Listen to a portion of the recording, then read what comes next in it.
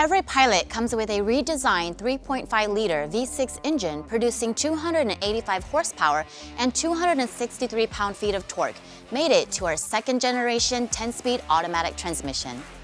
This combination provides plenty of acceleration power as well as lots of low-end torque for off-highway driving and towing.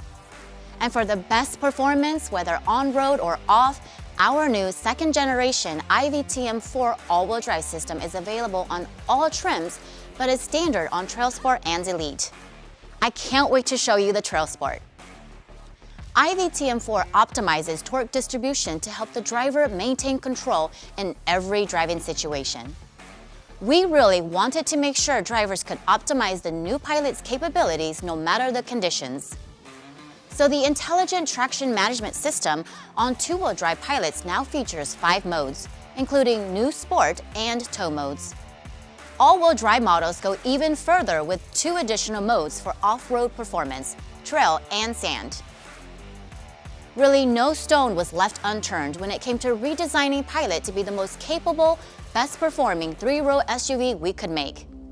The steering is tighter with quicker response, the brakes are bigger, the chassis stiffer, yet the ride is even quieter and more comfortable. You really have to drive it and experience it for yourself.